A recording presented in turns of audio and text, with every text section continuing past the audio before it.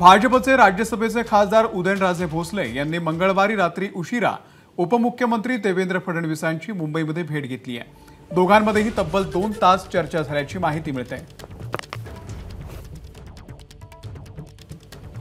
भाजपच्या महाराष्ट्राच्या पहिल्या यादीमध्ये सातारा लोकसभेचा उल्लेख नव्हता, त्यामुळे उदयनराजेंच्या समर्थकांमध्ये तीव्र नाराजी होती।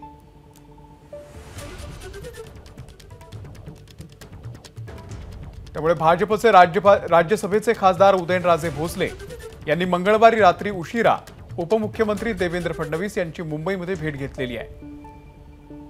अक्षय भाटकर आपले प्रतिनिधी या संदर्भातले अपडेट देतील। अक्षय, नेमकी काय चर्चा झालेली आहे दोन नेत्यांमध्ये आणि उदयनराजेंची जी नाराजी होती ती दूर झाली आहे का?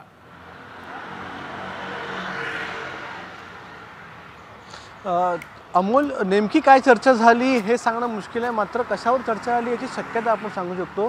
ते म्हणजे सातारा लोकसभा मतदारसंघ जो आहे त्या सातारा लोकसभा मतदारसंघाची यादीमध्ये नाव नव्हतं। पहिली जी भाजपकडून यादी जाहीर झाली होती त्याच्यामध्ये उदयनराजे यांचं नाव अपेक्षित होतं त्यांच्या समर्थकांना सातारा लोकसभा मतदारसंघासाठी, मात्र ते नाव त्या पहिल्या यादीत नसल्यामुळे या समर्थकांनी प्रचंड नाराजी व्यक्त केली होती। उदयनराजे यांनी देखील अगदी खिल्ली उडवत माझ्याकडे ट्रेनचं तिकीट आहे, विमानाचं तिकीट आहे असं म्हणत खिल्ली उडवली होती। मात्र त्याच्यानंतर परवाच्या दिवशी म्हणजे 18 तारखेला गिरीश महाजन यांनी जलमंदिर इथे जाऊन उदयनराजे यांची भेट घेतली होती। त्याच्यामुळे काल रात्री उदयनराजे आणि देवेंद्र फडणवीस यांची एक बैठक झाली आणि ही बैठक तब्बल 2 तास झाली अशी विश्वसनीय सूत्रांनी आपल्याला माहिती दिलेली आहे।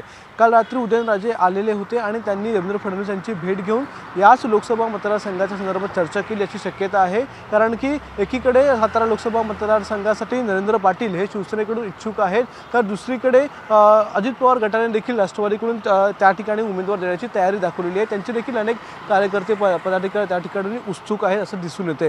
त्यामुळेच पहिल्या यादीमध्ये सातारा लोकसभा मतदारसंघाचं नाव नसल्यामुळे चुळबुळ वाढली होती, अस्वस्थता होती आणि उदयनराजे यांच्या समर्थकांनी तर अगदी पक्षाला मदत करणार नाही वगैरे इथपर्यंत स्टेटमेंट केले होते। त्यामुळे कालची जी बैठक झाली, कालची जी चर्चा झाली या दोन नेत्यांमध्ये, त्यामध्ये याच लोकसभा मतदारसंघासंदर्भात चर्चा झाली आणि आता येणाऱ्या काळामध्ये पुढच्या 1 ते 2 दिवसांमध्येच कदाचित या सातारा लोकसभा मतदारसंघाचा तिढा सुटेल अशी देखील चिन्ह दिसत आहेत आणि 1 ते 2 दिवसात नेमक्या चर्चेतून काय निष्पन्न झालं आणि उदयनराजे यांना तिकीट मिळणार की नाही किंवा दुसऱ्या कोणाला तिकीट मिळेल हे देखील स्पष्ट होईल।